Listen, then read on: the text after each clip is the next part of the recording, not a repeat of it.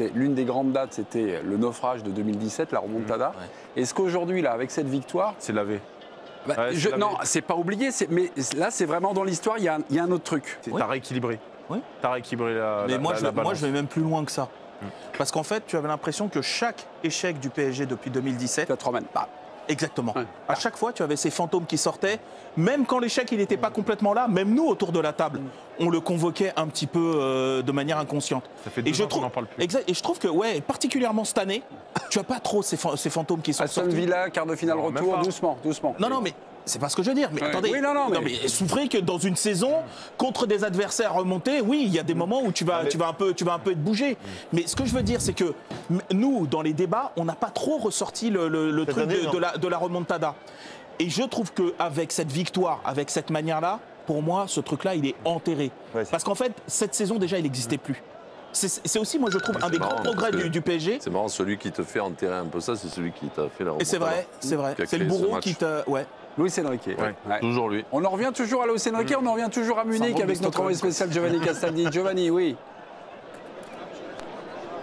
Ouais, pour le coup, Johan m'a devancé, mais il a raison d'évoquer Luis Enrique, parce que pour suivre le PSG depuis 2 ans, en fait, c'était vraiment ça qu'il essayait d'instaurer. Je me souviens de conférences de presse, de dire mais calme, tout va bien, c'est qu'un match de Ligue des Champions. Au quotidien, il s'est vraiment appuyé là-dessus sur faire descendre la pression. Et c'est marrant parce que Marquinhos l'a reconnu en conférence de presse d'avant-match, avant la finale, à quel point en fait il avait travaillé sur l'aspect mental. On se concentre tous énormément. Il y a un travail énorme sur l'aspect tactique de cette équipe, mais Marquinhos disait hier en conférence de presse que le plus gros du travail de Luis Enrique et son staff, c'était dans l'approche psychologique, à maîtriser ses émotions durant les rencontres. Et on l'a vu ce soir, honnêtement, la maîtrise émotionnelle des joueurs parisiens, elle a été éblouissante ce soir. Des réactions. Ils ont un coach mental cette saison, il s'appelle Joaquin, j'ai plus le nom, pardon. Mais il m'excusera quasiment. Oui, non, mais je veux dire... Oui, il est dans le staff. Voilà, mais c'est un... Comme un adjoint. C'est quelque chose qui avait été... je ne sais pas, en tout cas pas officialisé avant, si tant est qu'il existait. Je coupe. Oui. J'ai lu un article cette année sur le psy. C'est que le psy de Luis Enrique. Voilà. D'accord. Il n'intervient pas du tout auprès de... En fait, les joueurs disent c'est la taupe du coach. À la fin de l'article, j'étais comme ça, je lisais. D'accord, donc alors autant pour moi. À la fin, les joueurs se confient pas trop parce qu'ils pensent que c'est la taupe du coach. Donc on va pas réveiller Freud pour dire finalement en France aujourd'hui. D'accord. Donc c'est le travail de Luis Enrique qui a travaillé directement sur le mental du Paris Saint-Germain, c'est ce que j'allais dire, c'est Luis Enrique. C'est lui qui les a transformés vers ce but-là. Sinon les gars on le leurre. C'est rare que ça soit... Oui, c'est pas dans le staff, c'est pas staffé. Ça s'est démocratisé depuis quelques années, mais c'est rarement celui du club. Les gars ont souvent le leur. Et c'est effectivement très répandu. Et juste un dernier mot, pardon, mais vous parliez du calme de Luis Enrique.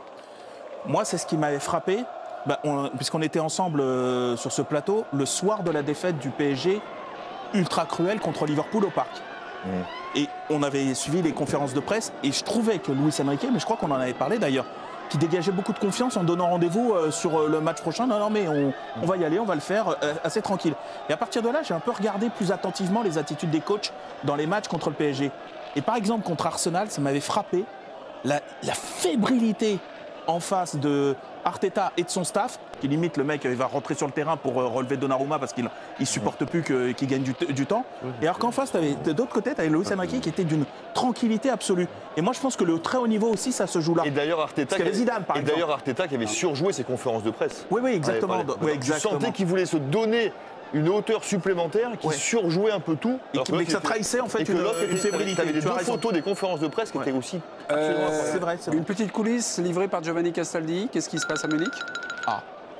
Que se passe-t-il? Non, c'était juste pour vous montrer, Mémé, en fait, parce qu'on a l'habitude des zones mixtes un petit peu bizarres, mais là, vous montrez en fait le monde qu'il y a quand même pour cette finale de la Ligue des Champions. C'est pas toujours qu'on voit des zones mixtes comme ça organisées avec un pupitre. Donc pour les joueurs qui vont s'exprimer en direct dans l'équipe du soir, dans votre émission, Mémé, voyez le nombre de personnes qui sont là. Heureusement que Jérémy Janagro a raté la deuxième mi-temps de la finale pour descendre et se mettre en place. Ok, oui, vous êtes mal placé. Bon, allez, jouez les coudes. David Aiello, j'espère que vous êtes mieux placé du côté du Parc des Princes. David, vous m'entendez? J'aurais bien voulu.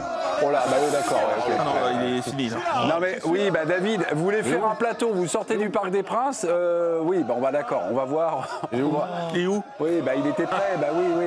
On me dit, envoie David. Oui, David. Non, David, qu'est-ce que vous voulez nous raconter? Il n'y a rien à raconter. On vous saute dessus. Bon,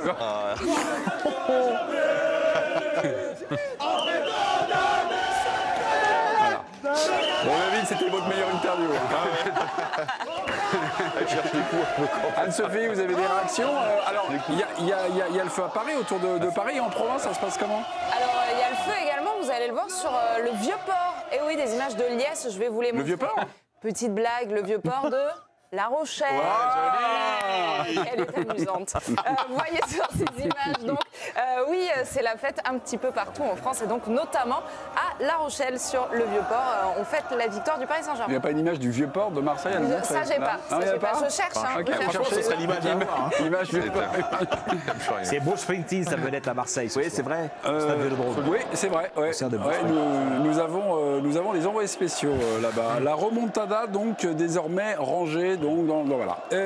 Paris, Non, mais là c'est le plus grand. Ça va rester, évidemment, c'est le plus beau succès, mais le plus grand, au-delà du succès du trophée, c'est le plus grand match de l'histoire du Paris Saint-Germain. Aujourd'hui, jusque-là, c'était considéré comme le PSG Real. Le 93. 93, casque d'or. Parce que là aujourd'hui, ce sera le match référence, le match que tout le monde reverra, tout supporter du PSG reverra et reverra. Exactement. Paris a changé de dimension. Paris, est-ce que c'est un grand club maintenant avec l'Étoile? Est-ce que c'est considéré comme... alors peut-être pas mais enfin, est-ce qu'ils sont à la table de... Voilà, maintenant, ils gagnent la Ligue des Champions? Bah oui, tu rentres dans une famille. On était dans l'équipe de Greg. Justement, le pourquoi, c'était qu'est-ce qui fait que tu changes aussi de statut. Et tu changes de statut en tant que club. Et un des exemples parfaits, c'était Arsenal, l'Atlético de Madrid qui ont joué je sais pas combien de matchs de Ligue des Champions, qui ont fait des finales. L'Atlético de Madrid, même 2 sur les 10-15 dernières années.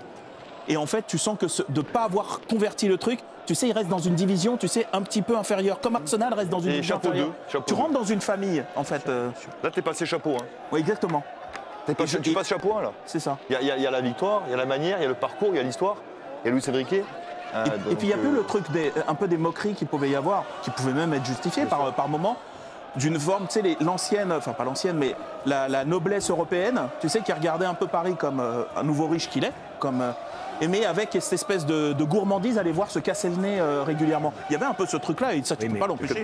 Tu sais, ça c'était les inconscients qui pensaient ça, puisque tu sais qu'au foot, le plus riche finit toujours par gagner, c'est vrai. et que donc Abramovich finit par gagner, que les Émirats Arabes Unis finissent par gagner, que le Qatar finit par gagner, que si demain, je ne sais pas, les Chinois décident d'investir à bloc à Marseille, ils gagneront. Non, mais ce qui est intéressant, c'est que quand tu vois cette équipe jouer et quand tu la vois jouer notamment en plus ce soir, tu ne penses pas à l'argent en fait. Non.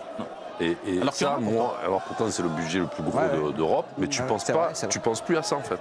Tu penses à avoir du football, le jeu qu'on a toujours aimé, que quand tu regardais gamin, tu te disais moi c'est ça, je joue au foot pour ça en fait. Et ça c'est fort en fait. Et c'est tellement vrai. Et c'est vrai que tu rejoins les grands clubs, les grandes équipes où on dit c'est des grands clubs, il y a beaucoup d'argent. Mais les analysent le départ de Neymar, Messi, Mbappé avec le fait qu'il y a moins de moyens. Ce qui est faux. C'est-à-dire que le budget du Paris Saint-Germain est toujours aussi fort, la masse salariale est toujours aussi élevée, les recrutements continuent d'être faramineux. Mais l'impression que donnent ces joueurs-là, c'est qu'effectivement, ils n'ont pas un comportement de star, ça c'est vrai. Ils courent, ils jouent les uns pour les autres, il y a une force collective. Quand tu vois Joao Neves, tu dis pas, il y a les valeurs 50 ou 60 patates sur lui. C'est comme City, quand City gagne, alors que c'est des sous, on ne sait plus quoi en faire. Mais tu gagnes avec la manière, donc c'est beau quoi. Que tu as ramené beaucoup de gens avec toi dans l'aventure. Beaucoup de gens qui avaient fait. Et ça, c'est Luis Enrique, c'est vraiment lui qui a changé ça. D'ailleurs, des supporters du PSG qui sont partis un peu, qui ont rendu leur carte un peu à l'époque Neymar, Messi sur la fin.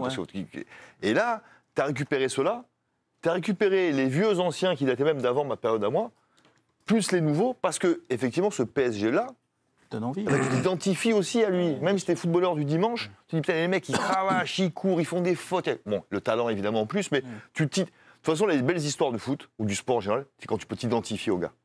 Quand il y a une histoire, ou quand tu vois, tu touches le truc du l'autre, tu dis mais c'est mon équipe, ça, tu leur ressembles. Tu vois, c'est des gars qui te ressemblent, c'est des copains, c'est le mec de la porte à côté. C'est super relais pour les jeunes équipes, quoi. Exactement. Les jeunes, les gamins qui voient jouer cette équipe-là. c'est un super relais pour les éducateurs pour leur montrer comment arriver là-haut. Que Désiré Doué, par exemple, sur la première occasion, voilà, il peut tirer 100 fois. Il peut tirer 100 fois. Il y en a plein qui l'auraient fait et il décale parce qu'il fait le jeu juste.